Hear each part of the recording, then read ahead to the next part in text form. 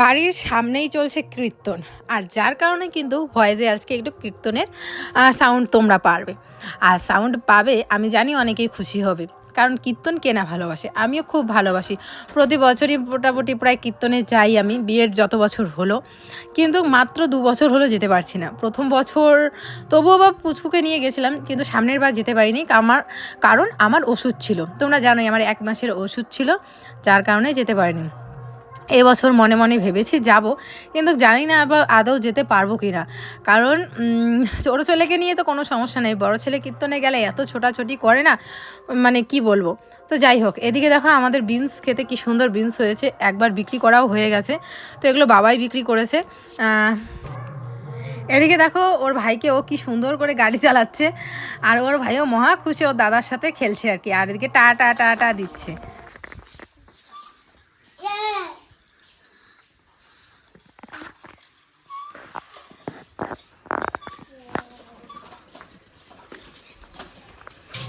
যেই মানুষটাকে এতদিন অবধি বাবা বলে জানতো, ছোটোর থেকে দেখেছে যে এটাই আমার বাবা, জানা পরিচয় সমস্ত কিছু, হট করে যখন কেউ যদি জানতে পারে যে এটা আমার বাবা না, তখন তার কীরকম অবস্থা হয়। মানে এটা একটা যতটা হাস্যকর বিষয়, ততটা আবার খারাপ লাগারও বিষয়। কারণ তোমরা সবাই জানো যে আমিও অবাক হয়ে গেছি, যাকে আমি বিয়ের পর পর ভাবতাম এটাই আমার শ্বশুর, হট করে জানতে পারলাম এটা আমার শ্বশুরই না। মানে এসআইআর এর যে ফর্ম ফিল আপ হয়েছে, সবারই কিছু না কিছু ভুল আসছে এখন শোনা যাচ্ছে। যেরকম বড়দির ভুল এসেছিলো, ছোটদির ভুল এসেছে, কাল রাতে শুনলাম তোমাদের দাদা ভাইয়েরও ভুল এসছে। আর ভুলটা কি বলো তো, যে তানিশের নাকি এটা আসল বাবাই না। শুনে তো পুরো অবাক। হ্যাঁ ওইটা খাবে, ওইটা কোনটা কোনটা বাবা, ওইটা এইটা দেখছো, ওইটা খাবে, ওইটা ওইটা ওইটা খা।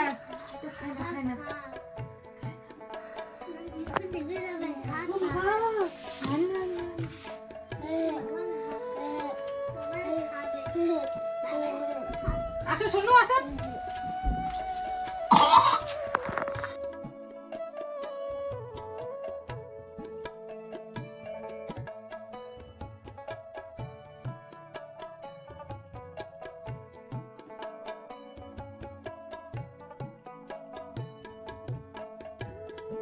আমি কোনোদিনও বকু দিব না ভাইকে।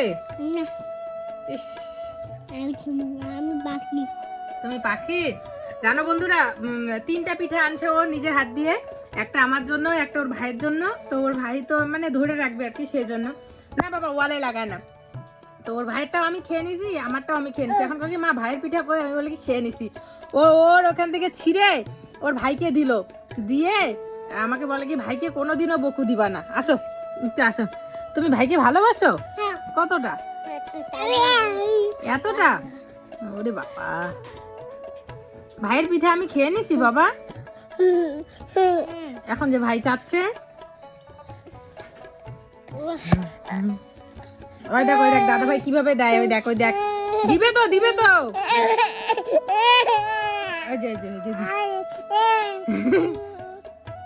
কোথায় দিচ্ছে তোমাকে? নে তোকে যাই বুঝছি, নে আমি আগে খাবো।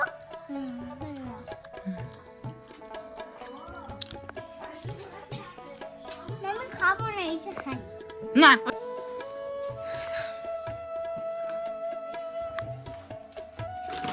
বন্ধুরা হয়েছে চিরা ঝাড়া। তো ঝাড়ার সময় 2 ছেলেই ছিল, তো আমি শেয়ার করতে পারিনি। তো চিরা টিরা ঝাড়া শেষ। এগুলো হচ্ছে তুষ, এগুলোও দরকারি।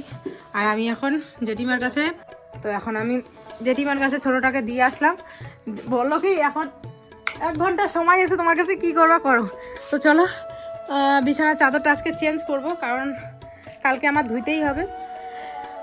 মানে যাকে এতদিন ধরে বাবা বলে ডেকে এসছে, বাবা বলে জেনে আসছে, সেটা নাকি বাবাই না। আর এই ভুলগুলো যে কেন হচ্ছে বুঝতে পারছি না।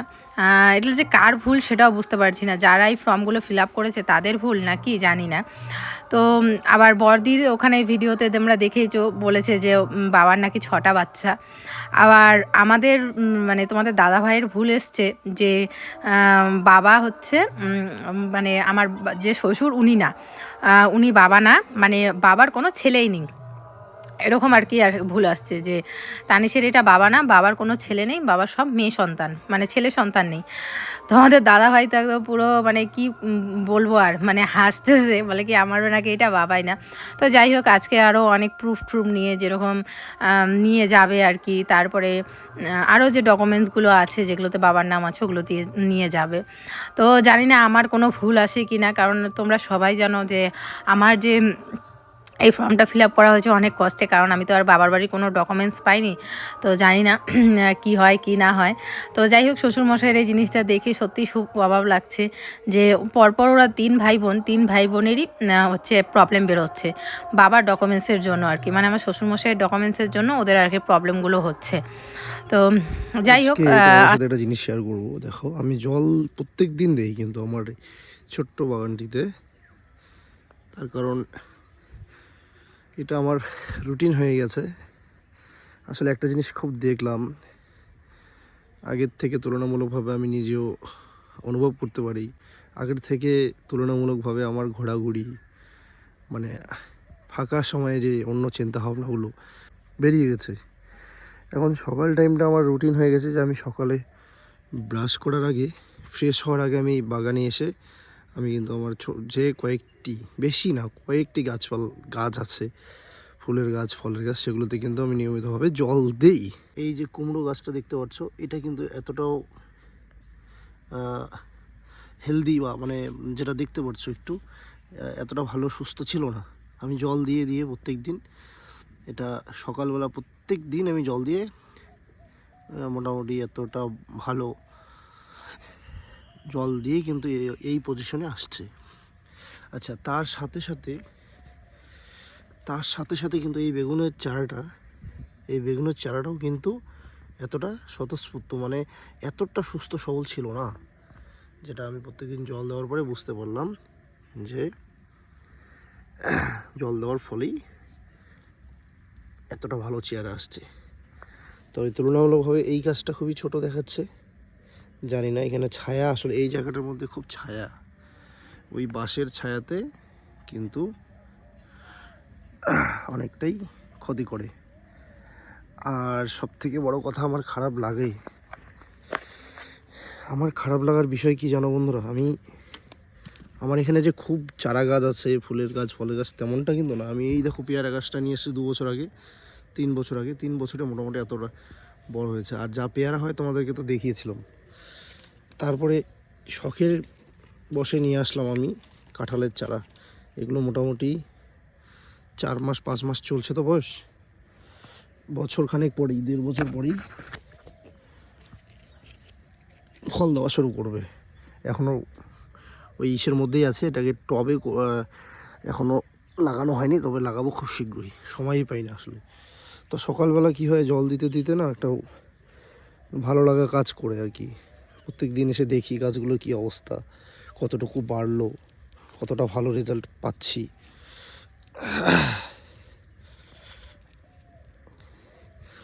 এইটা দেখে কিন্তু আসলে একটা আলাদা আনন্দ আসে, আলাদা একটা ভালো লাগা কাজ করে, যার জন্যই করি। আচ্ছা, আমার 4টা গাছের মধ্যে একটা গাছের অবস্থা তোমাদেরকে দেখাই। এই গাছটা মোটামুটি ঠিক আছে, আর ড্রাগন গাছে তো অতটা জল দেওয়ার প্রয়োজন নেই। সব থেকে খারাপ লাগছে আমার 4টা গাছের মধ্যে এই গাছটাই ভালো ছিল। কি হয়েছে দেখো, গাছটা এরকম অবস্থা কেন আমি বুঝতে পারছি না। মানে এই ক্ষেতটা কিন্তু পুরোটাই নেট দিয়ে ঘেরা, কোনো না কোনোভাবে একটা ছাগল এসে পুরো গাছের পাতাগুলোকে খেয়ে ফেলছে। আমি জানি না এই গাছটা কি আবার মানে আগের পর্যায়ে আসবে কিনা, কারণ এগুলো দেখো এই ডালটা মারা যাচ্ছে। এই যে এইখান থেকে একটা ভরসা পাচ্ছি, এই যে জানি না এইখান থেকে আসবে কিনা।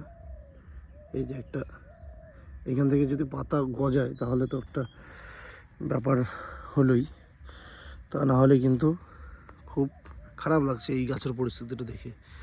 পাশের বাড়ির এক ছাগল এসে খেয়ে ফেলছে। তো যাই হোক, কী আর করার, বাকি এই 3টা গাছ যদি ঠিক মতো ওঠে তাহলেই হলো। ঘুম থেকে আজ প্রায় অনেক সকালে উঠেছি, অনেক সকালে উঠে তারপরে আমি উঠান ঝাড় দিয়ে নিয়েছি, বাসি যা বাসন ছিল সব ধুয়ে নিয়েছি, তারপরে জামা কাপড় ধুয়ে আমি স্নান করা কমপ্লিট হয়ে গেছে। তো এই সমস্ত কাজ করেছি, ততক্ষণ মা আমার ছোট ছেলেকে রেখেছিল। তো এখন আমি ঘরে গেলাম গিয়ে হচ্ছে বড় ছেলের দুধ গরম করলাম, ছোট ছেলের দুধ গরম করলাম, আর মা এদিকে রুটি বানাচ্ছে। কারণ ওদের আমি হচ্ছে দুধ রুটি খাওয়াবো, বড় ছেলেকে দুধ রুটি খাওয়াবো, ছোট ছেলেকেও আমি কিন্তু মাঝে মাঝে দুধ রুটি খাওয়াই, যখন আটা থাকে তখন দুধ রুটি খাওয়াই। মিক্সিতে মিক্সড করে দুধ রুটি কলা সাথে একটা কাজু বাদাম দিয়ে বা গুড় দিয়ে ওকে খাওয়াই মিক্সিতে। আর বড় ছেলেকে এমনি হাত দিয়ে মেখে দুধ রুটি কলা দিয়ে ওকে খাওয়াই। তো এসছে আমি আজকে তাই খাওয়াবো দুধ রুটি। তো অনেক দিন পর আটা এসছে আমাদের বাড়িতে, যার কারণে খুবই খুশি, কারণ অনেক দিন পর আটা পেলে কিন্তু বেশ ভালোই লাগে। আর এই ভিডিওগুলো কিন্তু আমার ছোট ছেলে করেছে, এই দেখো কি সুন্দর ওস্তাদিগিরি মারছে, ভিডিও করছে। দেখে দেখে দেখে দেখে ওকে আরো বড় লাগবে। বাহ, মুখটা বড়। এই গুলো মাথাটা করতে মাথা ওর ভয় লাগে, ভয় লাগে, ভয় লাগে, কালো কালো দেখে না।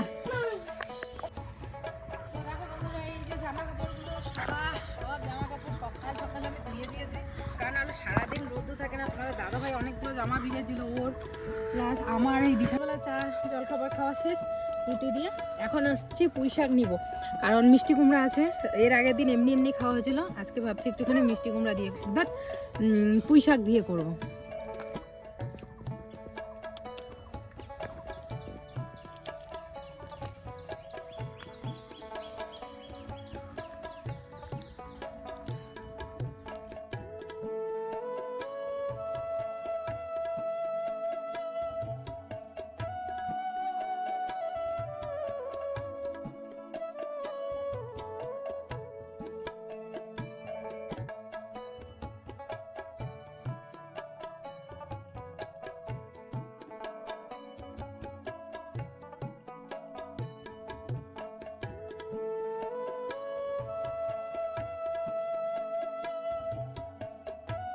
এই কটা বাজবে বলো তো, 9:30 মতো এরকম বাজবে। তো এদিকে ভাত বসিয়ে, ভাত একদিকে ডাল বসিয়েছি, আর এদিকে যে ঘন্ট কাটছে আর কি, ঘন্ট রান্না করব। আর বড় ছেলে তো ওই যে দেখতেই পাচ্ছ ওর বাবার সাথে ওইদিকে কাজ করছে, আর ছোটটা গেছে হচ্ছে ওর বড় ঠাম্মির কাছে, তো ওখানে আছে। তো আপাতত আছে, তো থাক, ততক্ষণে আমি এখন এই যে এগুলো কাটি, যতক্ষণ আর কি থাকে ততক্ষণ যতগুলো কাজ পারি আগেই রাখি, তারপরে তো আছি সারাদিন, তাই না?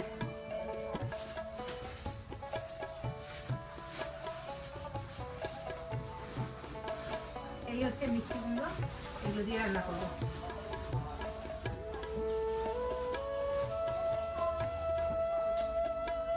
ফ্রিজে রাখা হয় তরকারিগুলো না প্রচন্ড ঠান্ডা হয়ে থাকে, ঘরে যখন হাত দেয় হাতগুলো সিদ্ধ বড় হয়ে যায়।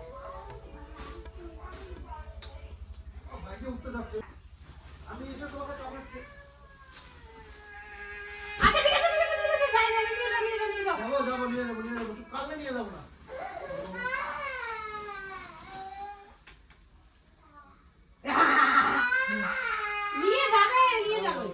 নিয়ে যাবে।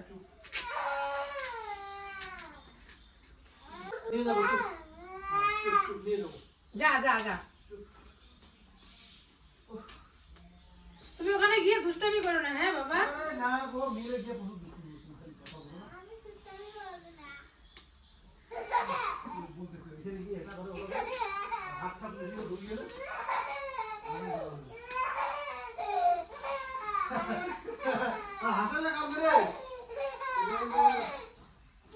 দুইটাই ভাইকে নিয়ে আসো, ভাইকে আনা, ভাইকে নিয়ে আসো। এদিকে মাথা থেকে এখনো গামছাটা খুলতে পারিনি, ঘুম মানে খালি মাথায় সিঁদুর টিঁদুর দিছি, ব্যাস এইভাবেই আছে। এদিকে নাকি ছোটটা ঘুমিয়ে পড়েছে, চলো দেখি। রৌদ্রে ছিল না এতক্ষণ, রৌদ্রে ঘুমিয়ে পড়েছে।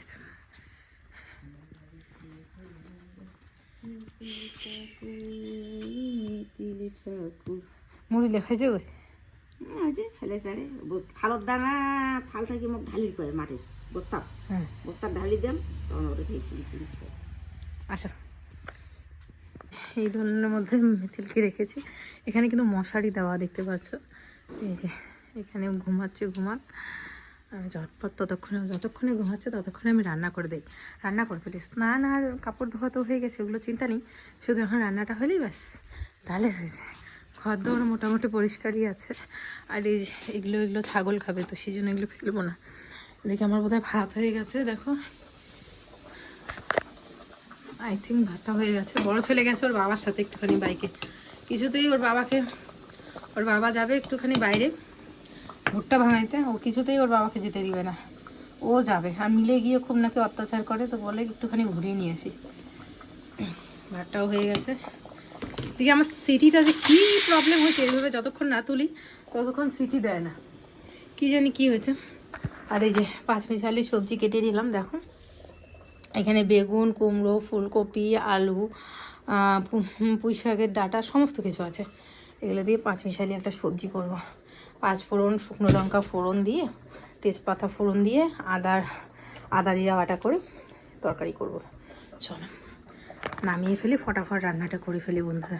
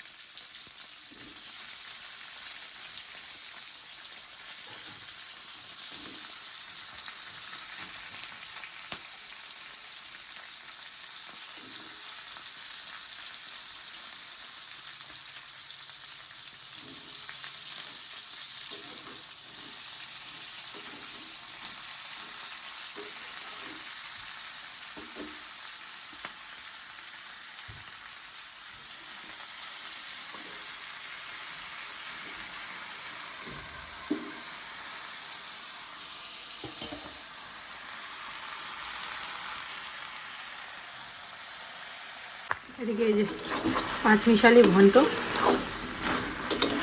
এটা হয়ে গেছে প্রায়, আর একটু অল্প একটু হলে নামিয়ে ফেলবো।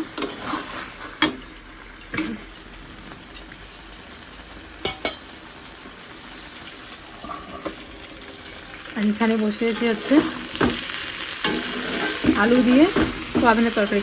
সোয়াবিনগুলো না মানে বেশি একটা ভালো না, শুধু যে পাতলা ঝোল করবো সোয়াবিনের তাহলে খাওয়াই যায় না।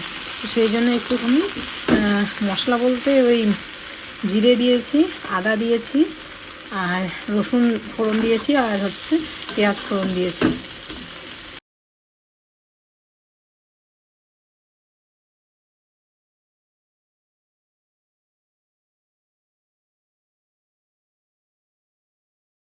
অ্যাকচুয়ালি টিপটা আবার কোথায় যে চলে গেছে কে জানে। অ্যাকচুয়ালি আমাদের মাসের বাজার নিয়ে আসে, তো সোয়াবিনটা একবারে নিয়ে আসে, সোয়াবিন তেল এই সমস্ত কিছু একবারে নিয়ে আসে। তো কী হয়েছে, সোয়াবিনটা একবারে নিয়ে আসছে, কিন্তু সোয়াবিনটা না কীরকম জানি একটা গন্ধ করে, খাওয়াই যায় না। তোমরা একটু কমেন্ট করে বলো তো যে কোন সোয়াবিনটা ভালো। তো আমার মনে হয় ফরচুনেরটা ভালো, আমাদের এগুলো খোলা সোয়াবিন নিয়ে আসছে না, সেই জন্যই হয়তো বা এতটা খারাপ লাগছে, ভালো লাগে না খেতে। এদিকে এই যে ঘন্ট, আর এখানে হয়েছে যে আলু আর সোয়াবিনের তরকারি, আর এখানে আছে ডাল। তো রান্নাবান্না সমস্ত কিছু কমপ্লিট করে গ্যাসের টেবিল ভালো করে মুছে নিয়েছি, ঘর দোর ঝাঁট দিয়ে নিয়েছি, এই ঘর পরিষ্কার করে দিলাম। এটা ধুয়ে দিয়েছিলাম, রোদ্রে দিয়েছিলাম, নিয়ে আসলাম, শুকিয়ে গেছে। বড় ছেলের জামা এগুলো বের করে রাখতে, এবার দিদি দিয়েছিল, বলেছিল যে পরাও না কেন, তো এটা বোধহয় আমার বড় ছেলেরই হয়ে যাবে, তো সেই জন্য আজকে ভাবলাম ওকে পরিয়ে দিই, আর ছোটোকে পরাবো পরে। আর এখনও ছোটোটা ঘুমাচ্ছে, বড়টা এদিকে দেখো চুল কাটছে ওর বাবার কাছে। এই যে